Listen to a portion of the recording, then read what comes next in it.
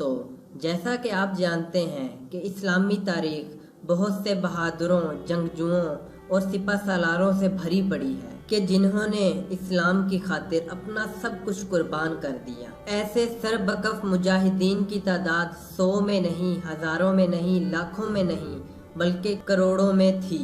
دوستو، آج کی یہ ویڈیو بھی ایسے ہی ایک مرد مجاہد کے بارے میں ہے جن کا نام ہے ترغت ایلپ، جن کے بارے میں آپ ارطغرل نام کی ایک سیریز میں دیکھ بھی چکے ہیں۔ دوستو، تاریخ کے اندر ترغت ایلپ کو ارطغرل کا سب سے قریبی ساتھی مانا جاتا تھا۔ تاریخ کے مطابق ترغت ایلپ کا اصل نام ترغت غازی تھا۔ دوستو، ترغت غازی ترک تاریخ کے ایک بہت بڑے اور اہم جنگجو بھی سمجھے جاتے ہیں۔ وہ ارطغرل سردار کے بھائی، ہمراہی، مددگار، عقل مند اور میدان جنگ میں ایک مؤثر شخصیت کے مالک شخص تھے۔ تاریخ کے مطابق وہ ارطغرل کی وفات کے بعد قبیلہ چھوڑ کر چلے گئے تھے، لیکن بعد میں عثمان غازی کی میدان جنگ میں ساتھ آ ملے، اور جب عثمانی ریاست وجود میں آئی تو انہیں ایک بڑا مقام دیتے ہوئے گورنر بنایا گیا تھا۔ دوستو، ابتدائی عثمانی روایات کے مطابق ترغت غازی عثمان غازی کے ساتھ بھی تھے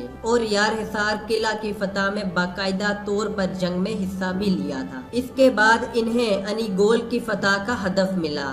تاریخ میں یہ لکھا ہے کہ جب انہوں نے شہر کو پوری طرح سے گھیرے میں لے لیا تو پیچھے عثمان غازی بھی اپنا لشکر لے کر آ پہنچے اور انیگول فتح کر لیا، اور انہیں انیگول شہر سنبھالنے کی ذمہ داری بھی دی گئی۔ دوستو، روایتی لڑائی کی طرح ترغت غازی تلوار کی جگہ کلہاڑی کو جنگ میں استعمال کرنے کو ترجیح دیتے تھے اور انتہائی مہارت کے ساتھ کلہاڑی سے باطل کو نیست و نابود کرتے تھے۔ ترغت ایلپ نے بہت سی جنگوں میں ارطغرل اور عثمان غازی کے شانہ بشانہ لڑائی کی اور لاکھوں کافروں کو جہنم واصل کیا۔ ان کے بارے میں کہا جاتا ہے کہ وہ کلہاڑی کے ساتھ اس قدر مہارت سے لڑتے تھے کہ ایک وقت میں 20 سے 25 افراد کو قابو کر لیتے تھے۔ دوستو، ترغت ایلپ کے بارے میں تاریخ میں یہ لکھا ہے کہ انہوں نے تقریباً 126 سال عمر پائی تھی اور 100 سال سے زیادہ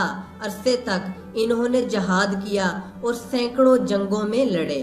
126 سالوں میں ترغت نے 5 مختلف کلہاڑے اور 7 تلواریں استعمال کی تھی، لیکن ان کی خوبی یہی تھی کہ وہ کلہاڑی سے لڑتے تھے۔ ان کی یہ کلہاڑیاں اور تلواریں استنبول کے فوجی عجائب گھر میں آج بھی موجود ہیں۔ دوستو، ترغت ایلپ انتہائی بڑھاپے کے باوجود بھی مسلسل جہاد میں مصروف رہے اور کہتے ہیں کہ 126 سال تک وہ مسلسل لڑتے رہے اور کافروں کے خلاف جہاد کرتے رہے، اور آخرکار 126 سال کی جدوجہد کے بعد آخرکار ایک جنگ میں وہ شہید ہوئے۔ ان کا مقبرہ گاؤں انیگول ترکی کے قبرستان میں واقع ہے۔ دوستو، آخر میں ہم یہ دعا کرتے ہیں کہ اللہ تعالیٰ تمام مسلمانوں کو ان کے راستے پر چلنے کی توفیق عطا فرمائے اور ان مسلمانوں کو بھی ان جیسا ہی مرد مجاہد بننے کی توفیق عطا فرمائے۔